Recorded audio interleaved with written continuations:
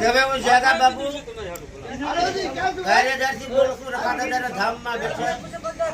અને રખાદાદાની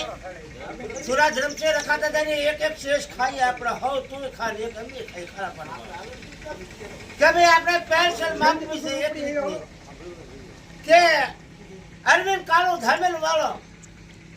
ના તારી પાસે આવ્યા તો 1000 લીધા તું પહેલા 5 વર્ષનો ડબ્બો દેતો જો પછી 1000 રૂપિયા લઈ અને હોક બીજા લીધા તો તે પેંડા ખવાડ્યા તો સુરજ રમશે કે તારી ના તારા ઘરે ચો મરણ થઈ ગયું તો હોક ભંગાવ્યો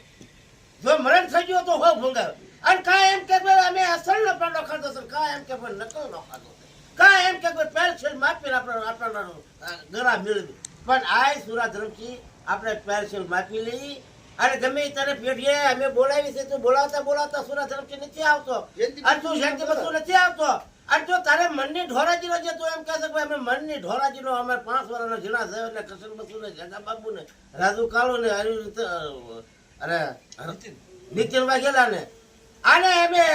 ક્યાંય બોલાવ્યા ને કાઢવાને સીધે સીધો અમને ડબ્બો દીધો પણ ડબ્બો અમે લઈએ માનીએ છીએ પણ તારે જવાબ દેવા દબાવવાને પડ્યા છે તારે જવાબ દેવી છે તારે જવાબ દેવા નહીં આપવાનો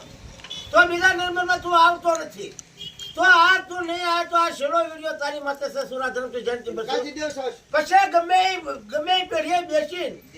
અને ગમે પેઢીએ બેસીને અમે પેન્સિલ માર્ગ હોડફોડ કરીને પેન્સિલ માપવાની છે સુરત રમશી પણ તારે આજે જવાબ દેવા આવવો પડશે કાલે તારે જયંતિ બસુ આવવું પડશે પેઢી ઉપર તો આવવું પડશે એમાં સુરત રમશી કાલ તારો ફોન આવ્યો તે એમ કીધું કરશે તારે મારી પાસે આવવું હોય તો હોય તને હું 10 રૂપિયામાં છોડી દઉં પણ તમે ખારા પાટના